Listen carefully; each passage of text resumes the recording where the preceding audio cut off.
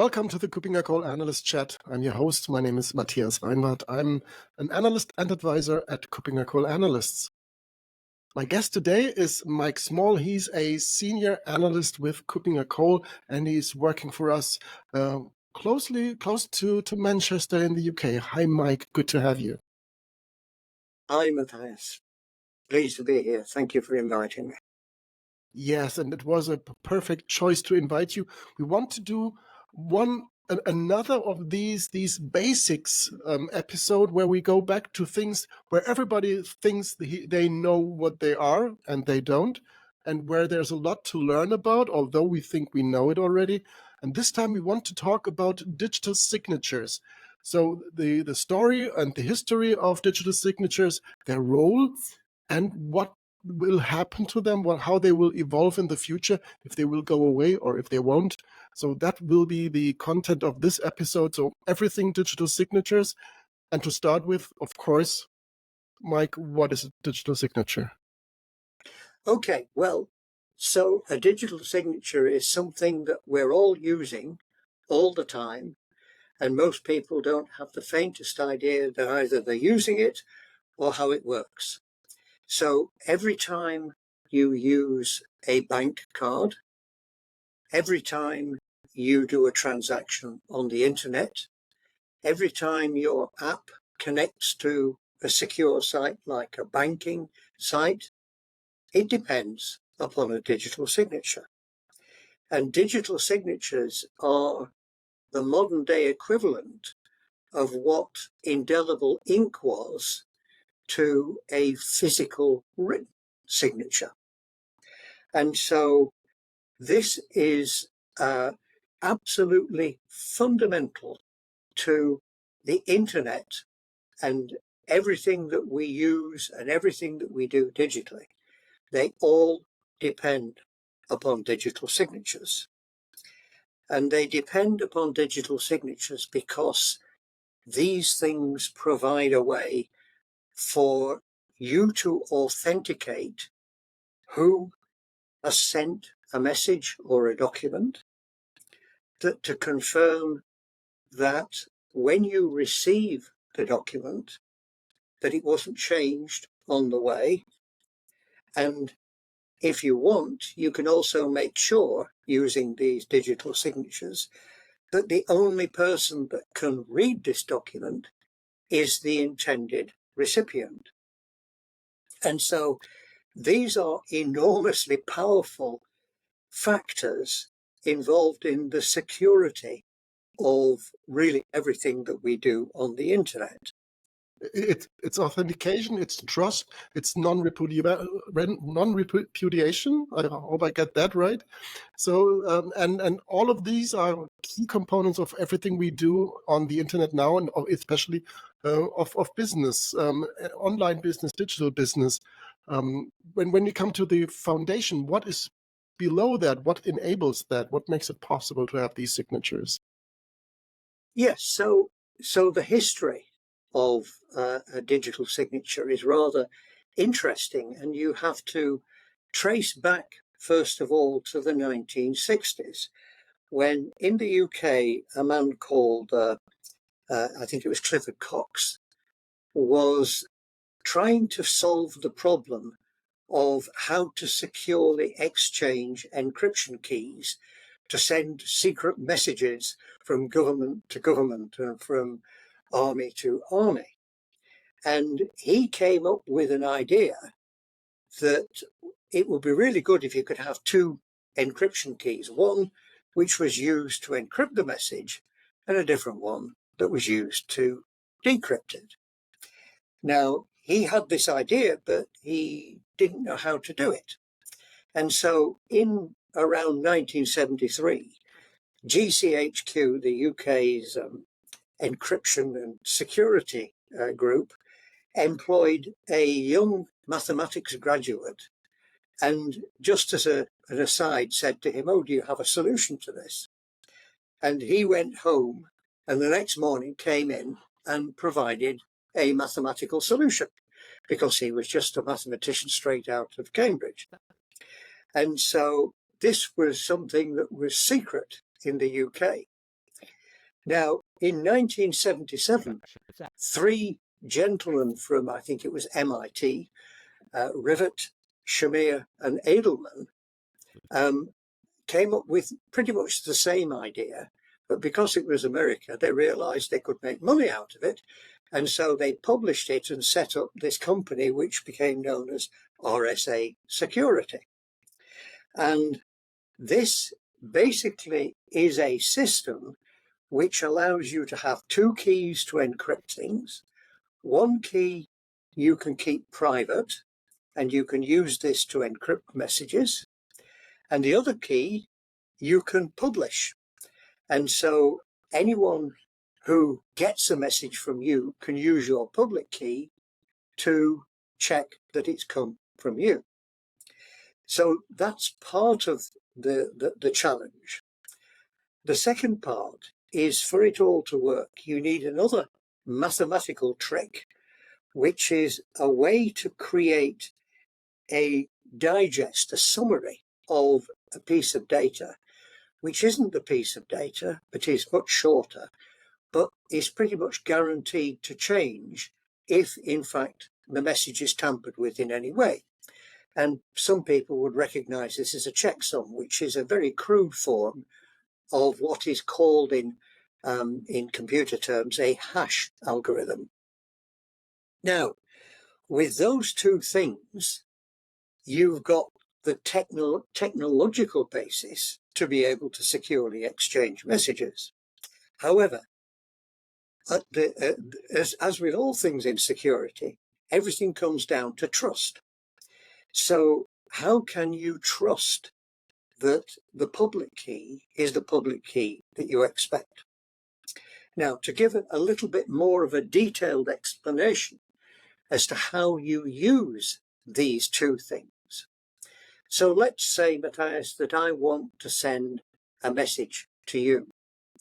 So what I do is I start off and I create a hash of that message. So I now have the message and I have the hash. And I then encrypt the hash using my private key, which is secret to me. I then send the message to you along with the encrypted hash. When you receive the message, you take the message and you can create the hash of that message using a public algorithm, and you then decrypt the encrypted version of the hash using my public key.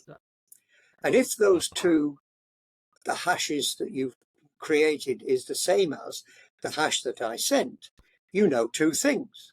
One is that the message was not changed. And the second thing is, you know that it must have been me that sent it, providing I still had control of my private key. And so that is a piece of mathematical magic that is basically used throughout. Now you can go further and you can do another trick, which involves the same thing, where if when I sent the message to you, I encrypted the message using your public key, then when it arrived at you, you would be the only person who could decrypt it using your private key. So there we have a way to send a message that can't be changed, or that you can prove has not been changed, in a way that only you can read it using the magic of public-private key pairs. And again, to carry the story on, in the 1990s, there were various companies that grew up around all of this called certificate authorities. And one of them, I remember, was called VeriSign. And this was the leading edge of technology. And these companies had values before the technology bubble that were probably larger than most small African nation states. Now, the interesting thing is that there was an enormous amount of hype around this at that time, but the hype's gone away, but this stuff is used everywhere. It is absolutely fundamental. So the next challenge is about trust, because in effect, the value of all of this in a commercial environment comes from the fact that if I make an agreement with you, for example, that I'm going to pay you something, or that if I make an agreement with my credit card provider that I'm buying this thing for a certain sum of money, you don't want to be able for me to repudiate that transaction. That is to say, for me to say, no, it wasn't me.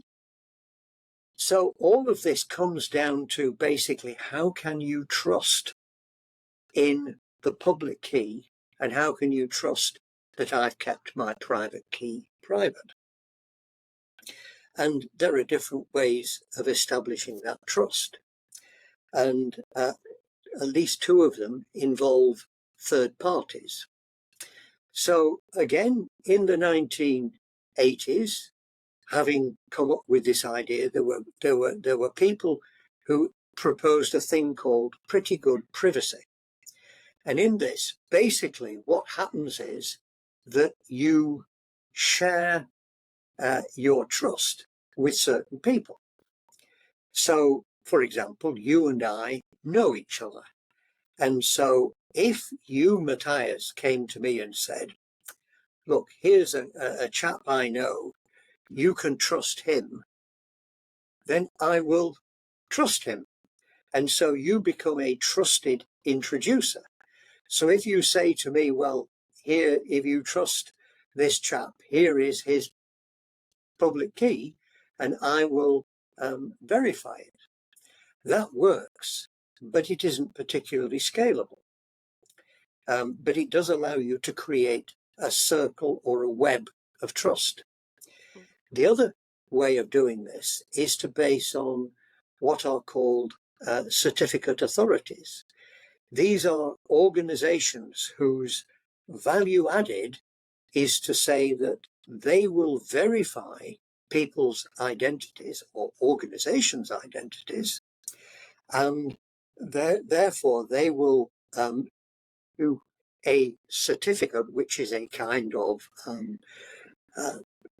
a signed document, which says that, yes, we have gone through a process of proving that this bank or this retailer or this organization is who they say they are, and that we will underwrite the security of their public key. So that is good until, of course, they get hacked. And of course, there are some signs, some examples of people of certificate or authorities being hacked. And there was the famous case of, it was a certificate authority which basically the whole of the Dutch public service depended upon, was hacked by Iranian hackers who managed to obtain the private keys for Google, and that allowed them to see what people were doing using Google. So ultimately, it comes down to one or both of those things. And indeed, if you then look at, in fact, actually, in many cases, there is a combination of the two. So in the credit card business, in Europe, there is an organization called EMV, which is Europay, MasterCard and Visa. And they effectively issue the certificates which go on your smart credit cards.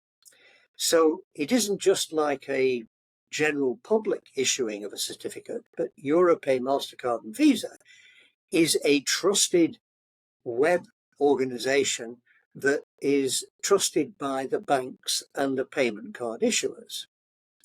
If you take another example is the trust in the identities of people within financial services who are entitled to make very large transactions. sending multiple millions of dollars between organizations. So in a way, how it works is a combination of certain trusted suppliers of this using the certificate authority. So that's basically the way that does it. Now, the problem, of course, is that you have to have a trusted third party involved. And so the interesting thing is that blockchains, which use digital signatures, interestingly, in fact, have different ways of trying to get around this problem of trust. And the most famous one is the one of Bitcoin, where, in a sense, what Bitcoin was trying to do was to remove the need for a trusted third party. And so they invented this wonderful competition where basically so-called crypto miners compete to be the first to figure out how to add a number used once, a thing called a nonce, to a block of transactions in such a way that the hash of that block of transactions will come out with a certain number of leading zeros, which is very interesting. The only trouble is that actually that computational thing uses the same amount of energy as a small city. And so it is not really a very green and friendly way of doing it. And whereas we normally expect in the financial services area to process 50 to 100,000 credit card transactions a second, blockchain transactions are sort of measured in the tens per second, as well as this enormous overhead. So this is all really good. But to sort of wind back to where I started off, in the 19th century, a person could write a promissory note to their bank, and they could write it on any kind of piece of paper, and they would write Mike Small promises to pay you £5 in indelible ink and sign it Mike Small. And this was brilliant until the Germans invented chlorine bleach. And once you had invented chlorine bleach, you could no longer be sure that a signature made in indelible ink on a piece of white paper could not be changed.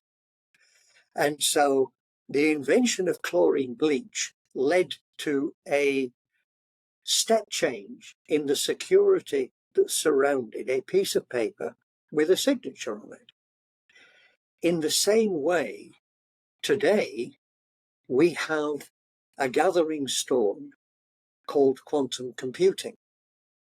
And quantum computing has the possibility to crack the mathematical code that lies behind the RSA and other public-private key algorithms in a relatively short period of time, because they are based on factorization of enormous prime numbers.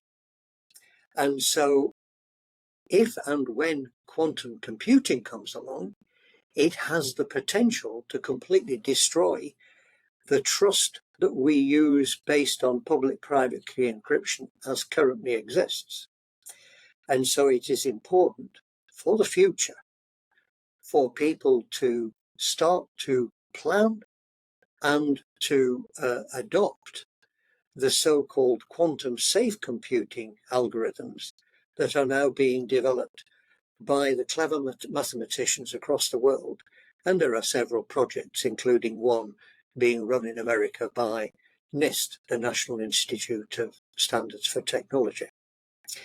So ultimately, to look at this, and since digital signatures form the very basis of proof of identity across many technologies and many systems, and since things are in this constant change of flux in this area, I think it would be good to attend our conference in Berlin in June called the European Identity and Cloud Conference, where you will be able to hear more about identity and the risks and the future of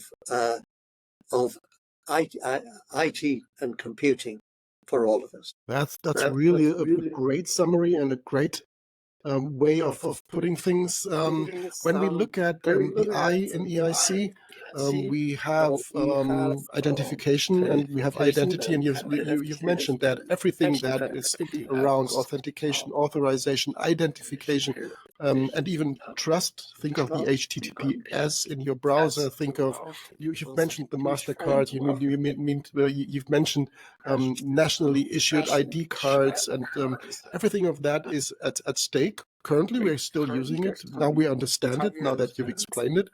The question is, what will happen the next time? And I really can only encourage the audience to join us at EIC, to follow, of course, this podcast, because we will do more of these basic episodes, these 101 episodes as well, to explain more technologies. But they are at stake, and that's really an interesting topic. So thank you again, Mike, for being my guest today, for explaining everything around digital certificates. And I hope we can have you soon as a guest in our podcast, explaining more of these technologies that are around and the basics for our cybersecurity today. So thanks again, Mike, for being my guest today, and looking forward to having you soon. Thank you for the invitation, and I'm delighted to have been able to help. Absolutely. Thank you very much. And it was a great episode. Thank you. Bye-bye.